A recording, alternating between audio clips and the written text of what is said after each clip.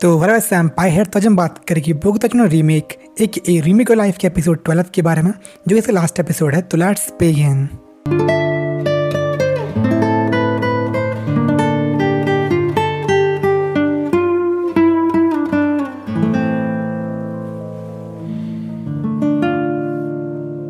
तो काइको वहाँ पे आती है, उसे कहती है कि मतलब टाइम हो चुका उसके पास में वापस जाने का।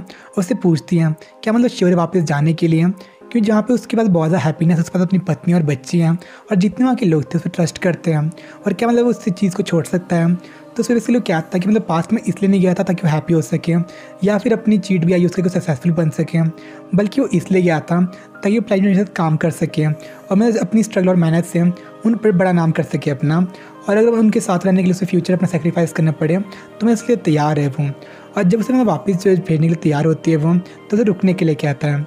एज फ्यूचर में एक आदमी था जिसे गुड बाय कहना था, और एक कोई और ने उसकी मेरी बेटी माँ की थी, क्योंकि जितने भी लोग थे सबको मतलब पास्ट में मिल सकता, लेकिन जो माँ की थी वो एक फ्यूचर की रेजिडेंट थी, और क्या पता पास्ट में वापस से मिल सके कि नहीं। तो उसमें मतलब उसके साथ अपने टाइम स्पेंड करके वापस चले आता है वो, जहाँ पे जो उसकी बेटी तो दिखाती है अपनी मम्मी की ड्राइंग जो कि आकी थी। और बेसिकली उसने जो उसकी मम्मी थी आकी, उसने मतलब गेम खेलती मिस्ट्री क्लॉकवर्क, और जो उसमें मिनोरे की ड्राइंग थी उसे देख के उसे इंस्पिरेशन मिल गई थी, और उसने मैं ड्राइंग करना फिर से शुरू कर लिया था। जिसमें जो तीनों थे वो दोनों बहुत ज़्यादा खुश हो आते हैं, और आगे के अंदर फिर से एक इंस्पिरेशन आती है कि वो कभी बहुत बड़ा कुछ बनाना चाहती हैं।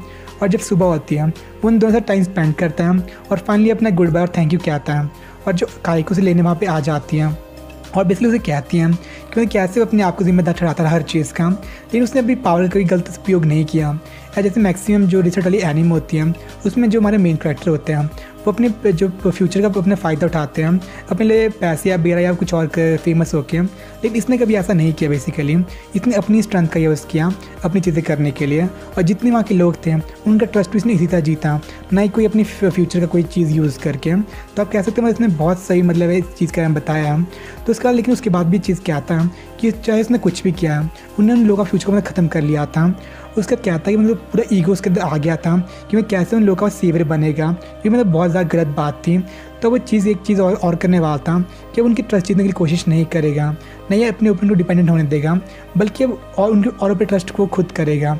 इस पे जो वहाँ पे काइको थी वो थोड़ा खुश भी हो जाती है और उसे कहती है रेडी फॉर द हेल, और उसे मैं छोड़ देती पास्ट के लिए।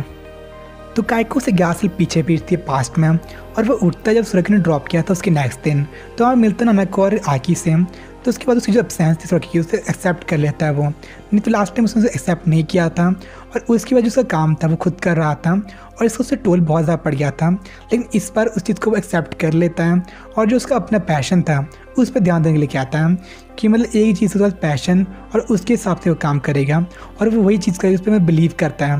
और जो उसका रीमेक था वो अभी स्टार्ट हुआ है। तो इस तरह उनके काम करने पे कुछ महीने बीत जाते हैं, और नानाको थी उसे ऑफर आता है गाना गाने का एक दोजिन सर्कल से, जिसके लिए पूछते क्यों ऐसे कि उसे एक्सेप्ट करना चाहिए नहीं करना चाहिए। इस पर इसलिए कहता है उसमें रिस्क लेना चाहिए, क्योंकि अगर रिस्क नहीं लेगी तो फेमस कैसे हो पाएगी, क्योंकि लास्ट टाइम उसने ये चीज़ें नहीं की थी और मतलब बहुत ज़्यादा अनफेमस रह गई थी और मतलब बहुत ज़्यादा फ्लॉप हो गई थी। लेकिन इस पर चाहता वो कि अपने आप इंडिपेंडेंट हो सके और अपना काम मतलब खुद संभाल सके, और होपफुली एक दिन मिल पाए वो नाना से, और इसके साथ अपना काम करना शुरू कर लेती हैं। लेकिन जो आकी थी वो एक भी स्लम्प में ही थी। जब उसने हाउसोरा प्रोजेक्ट खत्म हुआ था तब से उसका बर्नआउट हो गया था, उसका तो कुछ नहीं कर पा रही थी। तो इस तरह मतलब कुछ टाइम और बीत जाता है, और उसके बाद मिलता मिनोरी से, और मिनोरी से मिलने के बाद से याद आती है किस तरह मिनोरी का जो फ्यूचर था उसे इन लोगों ने बचाया था। तो इस पर क्या पता इस तरह क्रिएट कर पाए अपॉर्चुनिटी शिनोका के लिए, और उस मिनोरी को एक होप दे पाए। और ये चीज़ बहुत ज़्यादा सही साबित होती है कि वो मिनोरी से मिलता है और उसे एक होप भी देता है। उसका शिनोकी अपना काम करना फिर से शुरू कर लेती है, और ये दिखाता है मतलब फ्यूचर में अनसर्टिनिटी बहुत ज़्यादा होती है। तो बेसिकली इसकी कोई गारंटी नहीं कि मैं सब कुछ अच्छा ही होगा, लेकिन जब तक उसके पास कॉन्फिडेंस था या फिर मोटिवेशन है तब तक वो एक्शन लेते रहेगा। और बेसिकली इससे मतलब ये भी क्लियर नहीं है कि कोई डिफरेंस बना पाएगा फ्यूचर में, लेकिन वो काम करते रहेगा। तो बेसिकली प्लेटिनम जनरेशन थी मतलब बहुत ज़्यादा फेमस पीपल थे, और बेसिकली अभी जो उनका सिनेरियो है उस पर पूरा विश्वास नहीं है कि मतलब कभी फेमस हो पाएगी नहीं हो पाएगी, बट अपना पॉसिबल एफर्ट करते रहेगा। और उसका जो रीमेक था वो अभी सही से शुरू हुआ है। तो उसका मिलता हूँ कावेसाबे गावा से, एज उसने उससे पहले बोला था कि उसके पास एक रिग्रेट था क्योंकि कभी उसकी मदद नहीं कर पाई थी। तो इस बार वो खुद पूछता उसकी मदद के लिए, इस पर वो हाँ भी कर लेती है। इसका कुछ और टाइम बीत जाता है, और एक थिएटर के बार मिलता है सुराकी से, और वहाँ पे डिक्लेयर करता है वो जो उसकी रियल लाइफ थी, तो ये उसका रीमेक था मतलब अब शुरू हुआ है। तो बेसिकली यहाँ पे एपिसोड खत्म हो जाता है और जो उसकी एंडिंग बहुत ज़्यादा ओपन है। तो मेरे ख्याल सीजन 2 उसका आने वाला है, शायद 1-2 साल में आ ही जाएगा।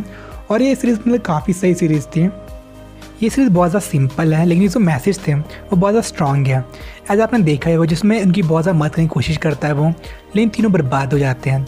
और जब वो वापस जाता है अभी लास्ट एपिसोड में, तो उनकी मदद कम से कम करने की कोशिश करेगा वो, ताकि लोग इंडिपेंडेंट हो पाएँ। और इसका भी मतलब कोई श्योरिटी नहीं है कि फ्यूचर में सफल हो गया ही वो, क्योंकि फ्यूचर अनसर्टेन है। और ये बड़ा सही बताया इस चीज़ में। जो सीज़न 2 है वो शायद आ ही जाएगा, क्योंकि उससे बहुत से क्वेश्चन छोड़े गए हैं, जैसे केको कौन थी, ये सबसे बड़ा क्वेश्चन है।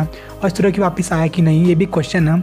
और जिसमें एक चीज़ में बहुत सही लगी, जो अपना मेन कैरेक्टर था अपनी नॉलेज का उसने उपयोग नहीं किया किसी और काम के लिए। जैसे मैक्सिमम एनिमे होती रही लाइफ वाली, उसमें लोग अपने कोई लॉटरी लेते हैं या फिर कुछ और करते हैं ताकि वो फेमस हो सके।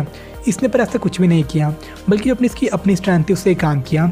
बस इसने एक बार इसका यूज़ किया था अपनी गेम बनाने के लिए, और उस टाइम ये बुरी तरह मतलब विफल हो गए थे। यही दिखाता है पर आप कुछ नहीं कर सकते अपने चीज़ को सफल करने के लिए, तो उसमें आप मेहनत ना करें। और ये बड़ा सही बताया इसमें। तो इसमें सीज़न 2 आता है तो इस पर हम और बात करेंगे।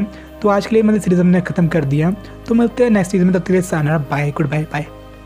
फील करो खुद को, उड़ने लगा मैं आसमान में।